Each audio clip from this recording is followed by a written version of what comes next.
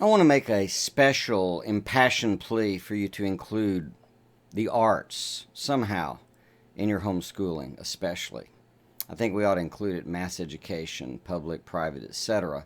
Sometimes it gets cut first. I guess often it does. Because people don't see the practical nature of it. They don't see how it makes us money. You know, STEM, the nature of science and engineering and mathematics, that stuff seems to be obvious because that's where the paying jobs are. That's that specialized knowledge. But I think we miss out on something very powerful with the fine arts in particular. These things that are about aesthetics and beauty. We don't need more paintings. We don't need more music.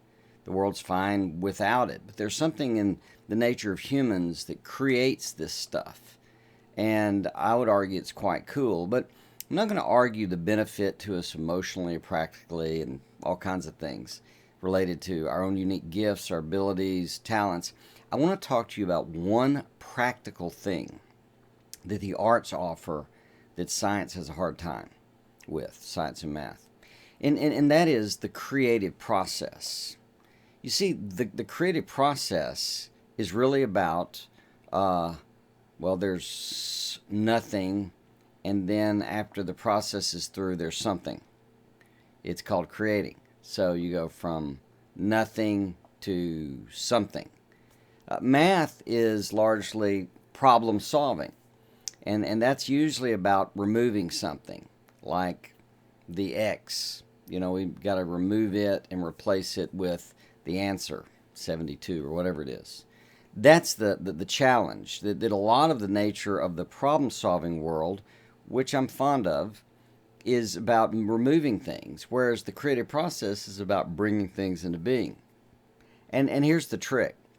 It's that practice in the arts that develops that creativity that's going to come in handy all of life.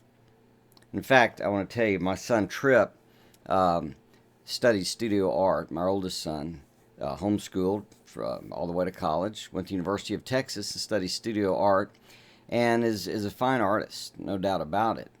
However, what he's been doing for the past several years has been working with business modeling. That is where you're using programming and science and modeling to make predictions about the future for businesses, organizations, that kind of thing. So they set up these models, and then you can play with the model, and businesses can make more strategic decisions. A lot of math, a lot of science. How does studio art guy get into that? Well, long story, and I won't bore you with it, except to say this. He learned the program they used, Mathematica, I think ahead of everyone. And the way he did it, he told me, was just like he learned to paint. You figure out what you want. In this case, it'd be to know how to program with this program. And he said what you do is you take an action, you figure out a plan, you take an action, you step back and you look at it, and you see how it went, make an adjustment, take another action, step back, look at it, and then take another action, step back, look at it, make an adjustment. You keep doing that. That's what painters do, right? They have a painting, and they paint, and they look at it and go, ah. And they paint, ah. And they paint.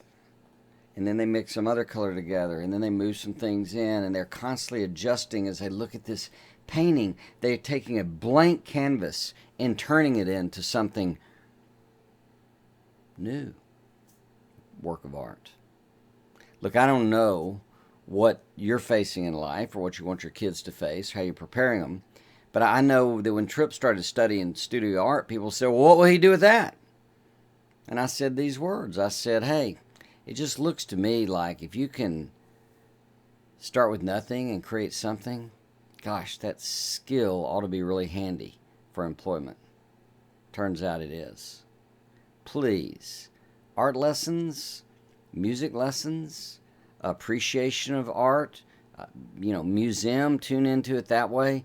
But really being engaged in the process, whether it's sculpting or poetry or writing or painting, any of these things, metallurgy, I don't know what all you're interested in, but include something like that, even if they're self-taught.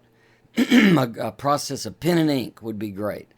If you'll do that exact thing, it'll be incredible because you're going to be allowing your child as a self-teacher to really grow their understanding and appreciation for the power of the creative process, where they have a vision of what they want, they know what they're working with, they take an action, make an adjustment, take another action, adjust, another action, until they have the very thing they want. So, I hope that's helpful.